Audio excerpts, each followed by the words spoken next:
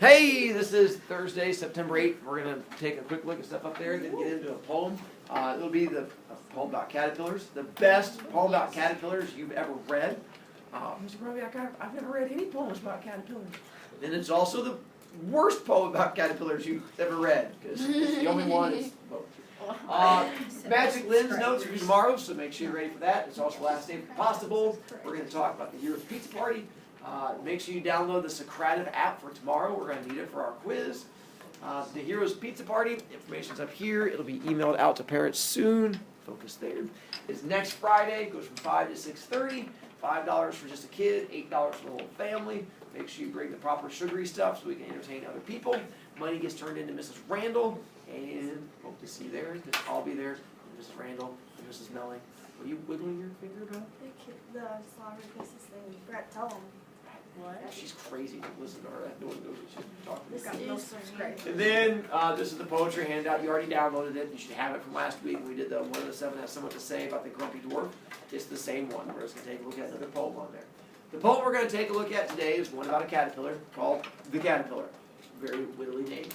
But before we do that, Tyler, Hart, two of you, with poems, we talk about stanzas. To figure out our poem, you have to know what a stanza is. Do you remember what a stanza is from last week when we talked about them? The different sections of a poem? Nice, we got different sections of a poem. Specifically, we call them the paragraph in a poem. And since we cannot use indenting, Jackson, what do we have to use instead of indenting to figure out where one stanza ends and the next one begins? The spaces. Nice, you have to use the spaces that are going to be up there. So Sydney, how many stanzas do we have in our poem Caterpillar? Nice one. Total of 6 stanzas in this one. We're going to break it down stanza by stanza as we go through and do it. The first one. What'll happen for each one is I'm going to have you read the stanza, just like we did with one of the 7, and then I'll read the stanza, and then we're going to figure out what's going into it. First off, last week we talked about speaker in a poem, which is when you have the main character talking to us. So in this one, figure out who the speaker is. Then also we talked about 3 weeks ago, alliteration. Do you remember what alliteration is? When you do the project, we had to interview somebody else, and one of your options was alliteration. Chavez? Alliteration is the same letter in multiple words. Nice one. Mason makes monkeys mince meat meals. Something like that, where you have that repetition of the same sound over and over again. So find examples of alliteration all throughout this poem. Julie, did you have a question? Bob, did you have a question? Bob, go for it. You read the first one, then I'll read it, and we'll figure out what's going on. Okay. All 4 lines. Okay. Okay. Under the sleep of honeysuckle, a creepy colored caterpillar, I gnaw the fresh green hawthorn spray, I nibble it leaf by leaf away. Nice one. Under the sleep of honeysuckle, a creeping colored caterpillar, I gnaw the fresh green hawthorn spray, I nibble it leaf by leaf away. Well done. First off, let's find the alliteration, because we have at least one example in here. Malloy. Creeping colored caterpillar. Nice one. Repeating that cuh sound, the creeping, the color, the caterpillar, our first example of alliteration. Then we have to figure out words we don't understand. Like honeysuckle. Does anybody know what a honeysuckle is? I eat those You guys things. ever seen honeysuckle? DJ, what's honeysuckle? It's like this little flower that's on a tree, Yeah. and you pick it off, and you take the little thingy, and then it has honey inside. You are right. Honeysuckle. It does. It's a little yellow flower, They're good. and it's actually nectar on the inside, but it tastes just like honey. And you can pluck them off. It's like this little flower, and much like a bumblebee or a butterfly, you just go and you can suck on or chew on the end of it, and it tastes just like honey. So they named them. They were not like real creative. They were just like, you can suck that one. It tastes like honey. Let's call it honeysuckle. You're a genius, Bob. They like high five each other. So it's just called a honeysuckle because it tastes like honey when you suck on it. Art? Sure, works for me. Hawthorn spray. Well, one, we know what color it is. If you have no idea what hawthorn spray is, what color is it? Green. It says green. And we know the caterpillar does something to it. What does the caterpillar do to it? No.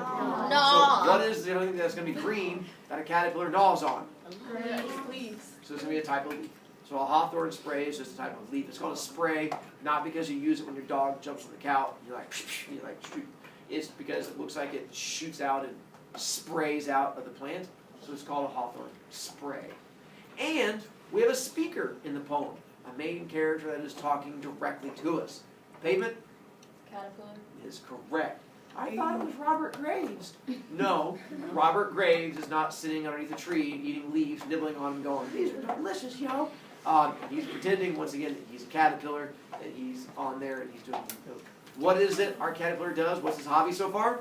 Nine.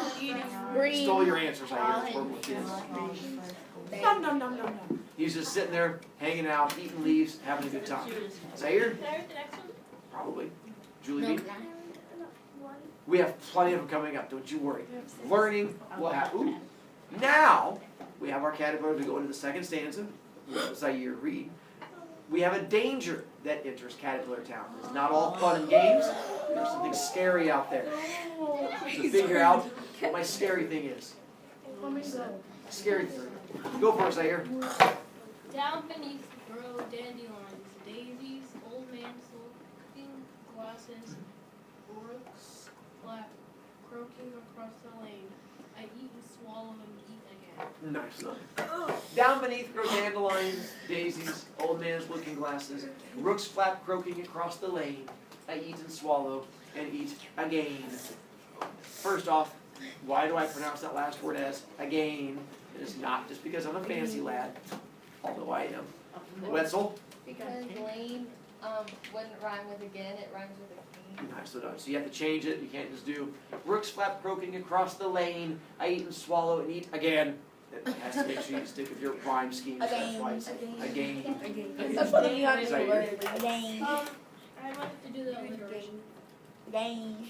Where's our alliteration? Down dandelions and daisies. It's good. Not bad. The down dandelions and daisies, even though they're not right next to each other, would definitely work as alliteration there. Go you. Ooh, words we might not know.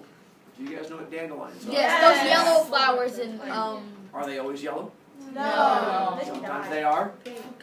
They're white. Nicely done. I didn't realize I was going to blow kids' minds when I did this before, but if you're unaware of it, these, which by the way are not flowers, they're weeds, which is why your parents get upset. You're like, "Look, Mommy, flowers in the yard." Those are not flowers. But these are the same thing as these. They're the same ones. When these are ready to spread their seeds and contaminate other yards, they close at night, and all of a sudden those yellow things right here become fluffy, and the next morning it goes, "Pachoo," and it pops open.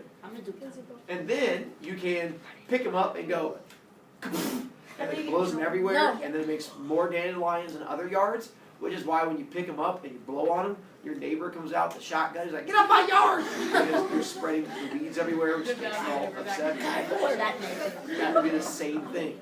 Julie B, we're not there yet, we have more learning still. DJ, Okay, I got a good prank for that. good, hold on to that. So then, we have our dandelions. Daisies. You guys know what daisies are? Yes. What's a daisy? Flower. What color is that flower? Yellow. White. Both. Yellow, you're both correct. Yellow is the one that when you fall in love with someone, you go through there and you're like, he loves me not, I don't care. And you just throw it down. It's that one that has little things that you plug off there. Now here's where it gets a bit tricky, so I'm going to help you. Old man's looking glasses. Let's back up. Dandelions is a type of. Weed. Daisies is a type of. Flower. Old man's looking glasses is a type of. Flower. It's just a type of flower. It does not mean old stumbly people who drop things. It's just a fancy word for another type of flower that you've just never heard of before. So that's why they're just listing all these things that are there. And then, ooh, our danger in Caterpillar Town. Now we have all those things, we can get to our danger. What danger do we have? Rooks. Vito? Do you have a picture for that? Not for that one. I know. I'm sorry. Do you know what the danger is? Yeah, What's the danger? the old man's looking glasses. It is not a danger. Good try. That would just be like a flower. That's it. Julie B? A frog. Why do you say a frog? Where's your evidence? Croaking. And why is a frog a danger? Because it says it's not like I can swallow. You're close. That's him talking about the leaf. Oh. But Same idea. Why is a frog a danger to a caterpillar? Can they get caterpillars and bugs? Yeah, they eat them, That was which is good. good. Problem is, that's not the danger. A rook is not a frog, because there's evidence in that poem to tell you that it is not a frog. Flapping, which implies what? Bird. A bird of some kind, because frogs don't flap. Even if you take your frog and throw it really high in the air, its little arms are going to move, but that is not going to cause it to fly. So a rook is a type of bird. It's going to be like a crow or a raven, and it definitely has the flapping. But it says croaking. The croaking is because they do not have pretty voices. When they make their sound, it's just the whole sound of kids getting rid of their voice. And so you have the croaking bird as it goes across. Now, going back to Julie B's evidence, it's a danger because what do birds do to caterpillars? Eat. That's when it becomes a danger. No birds eat worms. So our caterpillar, hanging out there, if you were a smart caterpillar and the bird showed up, what would you do as a smart caterpillar? Fight the leaf. I will go under the leaf. Who's that fight? You would go, he was just trying to get rid of his voice. You would go and hide and run away. What does our caterpillar do? Eat him. He just shakes his little caterpillar fist up at the sky and eats. When the bird goes flying overhead, he just goes nom nom nom nom nom and shakes his little caterpillar fist up there. He's smart. Wow. No, he's not. Bravery and stupidity. There's a fine line between the two of them. Then, stanza 3, we introduce more danger into Caterpillar Town. And then Julie B, wanted this one? Go for it. Here come raindrops. Helter Skelter. Skelter. I munch and nibble, Unregarding. unregarding, hawthorn, loose and juicy and firm. I'll mind my business. I am a good one. Nicely done. Here come raindrops, helter skelter. I munch and nibble, unregarding. Hawthorn leaves are juicy and firm. I'll mind my business. I'm a good word. Helter skelter is a word that just means all crazily. When we go to lunch, you guys go down in lines with your teachers. If we were just to open the door at that lunchtime and just say, "Go get them!" and you guys just all went running down the hallway, that would be helter skelter. So that's what the hell it is. It means all crazily, all over the place. That last line, when it says, "I'll mind my business, I'm a good worm." A caterpillar's not a worm, good idea. But, contact issues again. Why does he use the word worm in that last sentence as opposed to the word caterpillar? There's a reason why he uses that word as opposed to caterpillar. Malloy? Because it rhymes with firm. Yeah, caterpillar would not rhyme. You know, hawthorn leaves are juicy and firm. I'll mind my business. I'm a good caterpillar worm. It doesn't work. So he changed it out to a worm. Worms don't have legs. I don't know. Use scissors on your caterpillar. But whatever, it'll work. No. Seriously, it was doing just fine. Oh. I'm not happy about it. Oh. A little better. Then we get to intro our caterpillar, and he's a good worm. Ooh, new danger. And what is the newest danger in Caterpillar Town that we get a chance to get to from there? Brandon Bird. Raindrop. Why are raindrops a danger to cat? Not because they're going to melt. They're not like witches. When you throw a bucket of water on them, they melt and go. But there's another reason for it. Bainey? So water will wash the caterpillar away. Nicely done. And it's not because they're going to drown, because caterpillars are on leaves and leaves are up in trees. But if you have your caterpillar, which does not have a lot of weight to it, here's my stunt caterpillar, here's my stunt leaf. And you have your caterpillar on there. When the rain hits, it becomes like a little trampoline. Booga, booga, booga, booga, booga, booga, booga. And eventually goes, booga, ah! And he falls. And then once he falls down to the ground, that's where the frogs and other things come in and it gets all Can a scared caterpillar die about from a it. fall? Once again, for those of you who are a smart caterpillar, and the rain comes, what would you do? I hide. Run and hide. And I'd be on a try and branch. fight it, which is not going to help you either. But instead of running and hiding, what does our caterpillar do? He keeps eating. He shakes this little fist up in the sky, and he keeps on eating. But we get to stanza 4, and now we realize, or the caterpillar realizes, he can't do this forever. At some point, he's going to have to retire from Caterpillar Co., the company he's worked for forever, and now it brings him some sadness. Did you want this one too, Bob? Yes. Go for it. It's got big words. Good luck. Oh God. I know. When I'm Melancholy. old, tired, Melancholy. melancholy, Melancholy. I'll build a leaf green Mausoleum. close by here on this lovely spray, and I am dreaming the ages away. Well done. When I'm old, tired, melancholy, I'll build a leaf green mausoleum close by here on this lovely spray and die and dream the ages away. Well, do you guys know what melancholy is? Oh, I do. Car. You feel who it is? Sad. Yeah, that feeling you get when you get to fourth period and realize you're no longer here in my class, you feel empty inside, that's I like this melancholy. period. It is the best. The other big word, mausoleum. We're gonna go to sleep. It's a type of building, if that helps. Is that your? Well, if you say it's a type of building, I'm guessing it would be another word, like compared to the caterpillar or chrysalis, another word for chrysalis. Nope, but a good try. People use these. Heart? It's like a house. Yeah, it'd be a type of building. Yeah, It's a living area. would be the exact opposite of that. I'm not living up. A graveyard. There you go. It's where you bury people. A mausoleum is an above ground burial place because if you don't want to be buried underground, you can choose to be buried in like this above ground tomb where they can put your body in there. And you can have your whole family buried in them sometimes. There's some areas where it's too rocky, so you can't get buried underground, or the ground's too soggy, and so everybody gets buried. It just means above ground burial thing. Mr. Brovicast, it says he's gonna build one. Yes, it does. Caterpillars can't lift stones. That's ridiculous. You're right. This is where the metaphor comes in, because he says he's gonna build his own mausoleum on a lovely spray. We already know what the lovely spray is. What's the lovely spray? The leaf. The leaf. So what above ground burial tomb is he going to build on a leaf? Chrysalis. And that's where your answer comes in from I before. was gonna say He is going to be building a cocoon. He says, I'm going to go in there and die and dream the ages away. a cocoon. Mr. Brovicast, caterpillars don't die in there. They don't. Good job. You're smarter than a caterpillar. I was worried. But our caterpillar is not smarter than a caterpillar because he's a caterpillar. So he's not sure. As far as he knows, his caterpillar life ends. But he's been hearing rumors about something that happens to caterpillars after they die, which takes us to stanza 5. No, In they this don't turn one, to butterflies. he talks about all the rumors he's been hearing. Jake, go for it. Some says worms when resurrection, with white wings beating flitter flutter, but wings or a sound sleep. Why should I care? Either way, I'll miss my share. Well done. Some say worms win resurrection, with white wings beating flitter flutter, but wings or a sound sleep, why should I care? Either way, I'll miss my share. Big word, resurrection.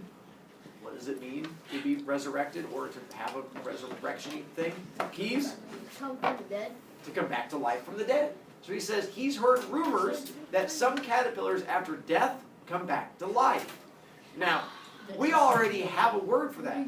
If you die and we bury you and you come back to life and roam around the world, getting close, zombies. And so he's heard rumors that some caterpillars come back as zombies. Not just zombies, but zombies with a superpower. Because that second line talks about their superpower.